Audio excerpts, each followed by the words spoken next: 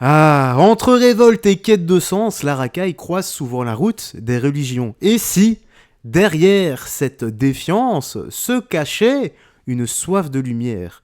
C'est un peu comme si le tonnerre avait frappé la foudre. Bienvenue dans cette petite news actu. Direction Twitter, nous allons commencer, mais comme d'hab, une fois n'est pas coutume, n'oublie pas le petit like et commentaire pour le soutien, la force et le référencement seulement si tu désires m'aider.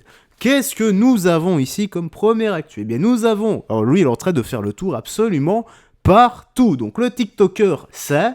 auquel Macron a promis qu'en 2025, on pourra payer au péage avec son téléphone, est promoteur de l'islamisme. Bon, bah, c'est comme dans Senseiya, j'imagine, sauf que, tu vois, dans Senseiya, leurs attaques, c'est au niveau des atomes, ils détruisent les atomes.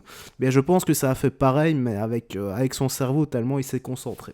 Alors, qu'est-ce que nous avons ici? Bah là, voilà, nous avons Macron, influenceur PH, donc moquerie sur Macron par l'influenceur. Donc toi tu penses... Ok, donc c'est ce qu'il a dit.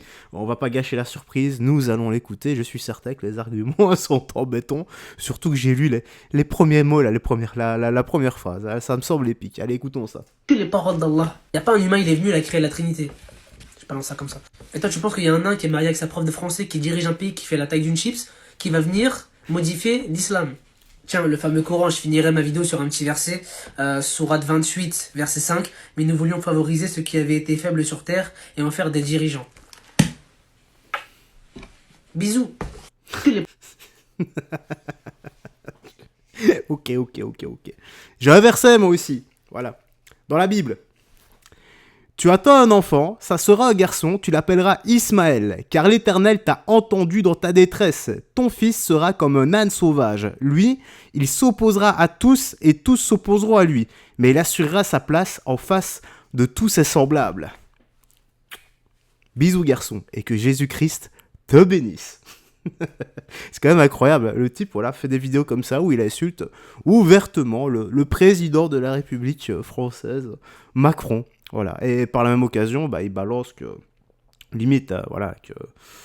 Non, j'allais dire que sa compagne aime les enfants extrêmement jeunes, mais non, il l'a pas dit. Ça, c'est juste une réalité, en fait. Pas besoin de le dire. Alors, qu'est-ce qu'on a ici? Alerte à feu. Donc, oui, Brigitte, tracasse pas avec toutes les rumeurs qu'il y a sur toi, comme quoi t'es un homme, tout ça. Te laisse pas abattre, courage à toi, frérot.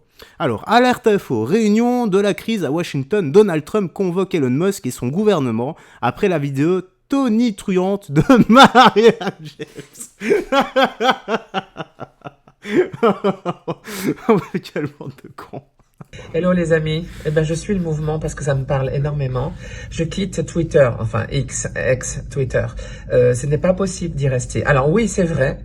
Ceux qui disent que partir, c'est abandonner un espace où on peut encore lutter et donner notre avis, ça sert donc strictement à rien, je vous le dis, donner notre avis. Ils sont tellement décomplexés, ils sont tellement entre eux, les chiens galeuses et les hyènes et les chacals, enfin les chacals, que laissons-les se bouffer entre eux, allons respirer ailleurs, mais il y a un truc qui va leur faire... Bah, moi j'ai un peu peur quand elle dit ça, quand elle dit laissons-les se bouffer entre eux, moi j'ai l'impression qu'elle les a tous mangés, mais bon. Mal là où je pense, c'est que leurs chiffres fassent ça, leurs chiffres d'abonnés, donc à la bourse ça va faire pareil. Vous imaginez que 30 à 40% de démocrates et de gens progressistes se disent on ne veut plus surfer sur un média porté par un gars qui a beaucoup levé la main comme ça, avec une rage quand il l'a fait, qu'il sente un peu la pression, un peu. Mais oui, il va la sentir, tout milliardaire qu'il est, avec son copain, avec la terracotta, là, monsieur, j'ai mis du produit pour faire bronzer avec mes cheveux orange. Voilà, donc ciao les mecs, on ira ailleurs, il y a plein d'autres endroits pour se parler. Je vous embrasse. Alors les gars, premier élément. Voilà. Déjà Marianne, voilà, il faut rappeler une chose, c'est que tout le monde n'a malheureusement pas ta paye ni ton compte en banque, et voilà, au sens propre là, les gens ne mangent pas aussi bien que toi. Voilà. Second élément, c'est quoi? C'est que, allez voir c'est quoi Salut Romain les gars. Allez voir c'est quoi, parce que là elle est en train de décrire le Salut Romain d'Elon Musk. Et ensuite, troisième élément, à l'âge, qu'est-ce que ça fait quand ça n'a pas d'argument? Eh bien ça fouille. Et qu'est en train de faire la gauche et l'extrême gauche?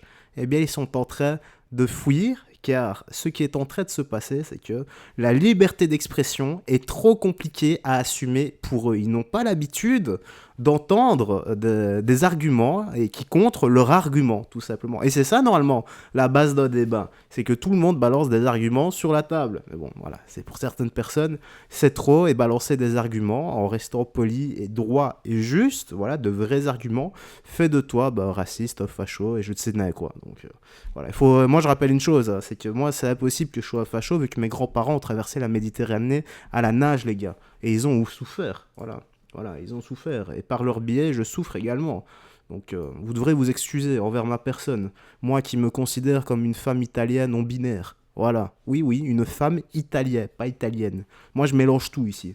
Alors, à 10 contre 1, des militants de Louis Boyard à Villeneuve-Saint-Georges ont tenté d'intimider le journaliste de Frontières, Jordan Florentin, qui est resté calme et a continué son travail. Et ce type est extrêmement pro.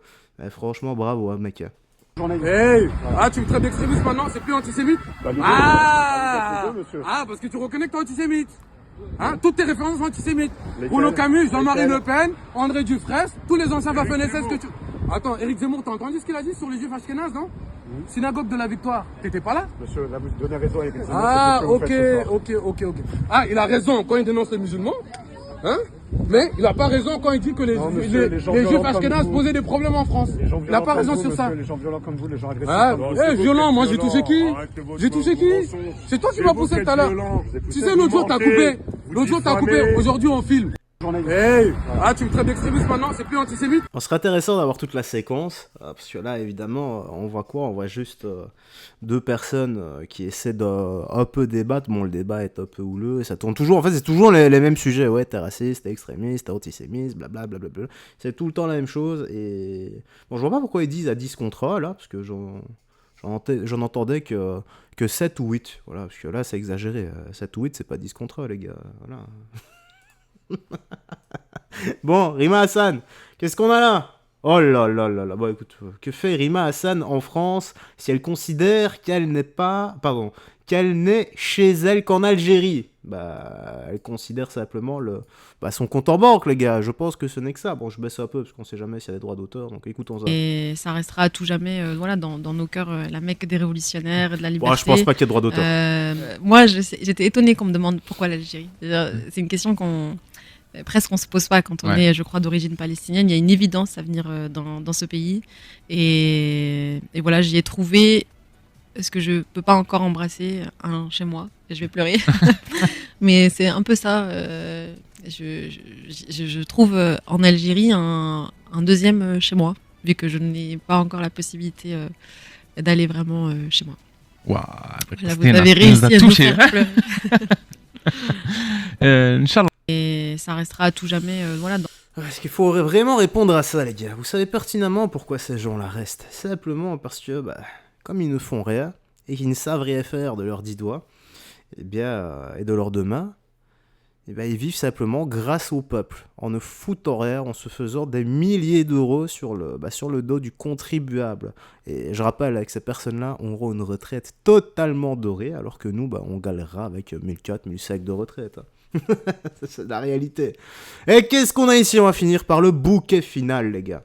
Donc là, c'est quand le journaliste de France 2, Tristan Walek, conteste les chiffres sur la surdélinquance des immigrés en expliquant qu'il y aurait des discriminations dans la chaîne pénale. Mais discrimination pour qui? C'est juste ça que je veux savoir, moi. Bon, je baisse parce que c'est sur France 2.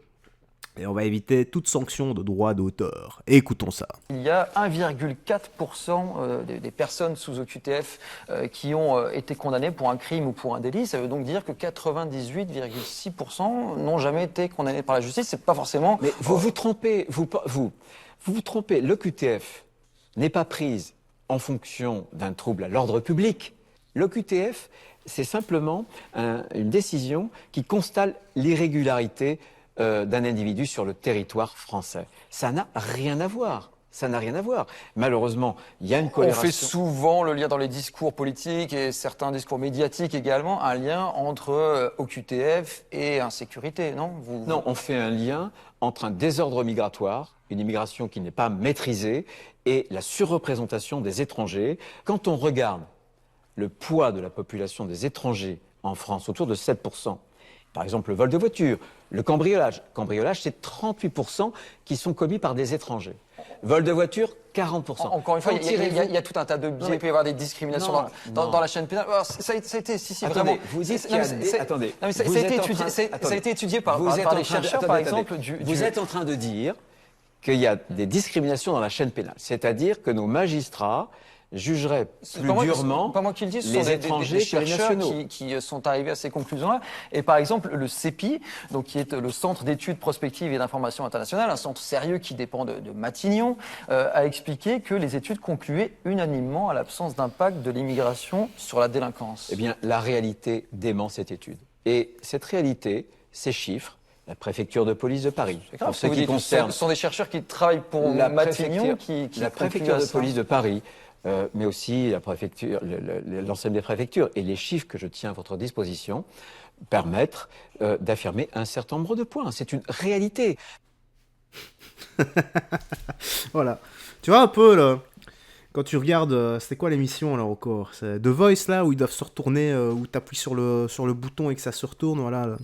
Le blind test, là, le blind test ou je sais pas quoi. Bah là, bah, c'est un peu pareil, sauf que le mec, il est sourd, aveugle et muet, et il veut absolument rien entendre. Voilà. Malgré les chiffres, non, ce n'est pas vrai.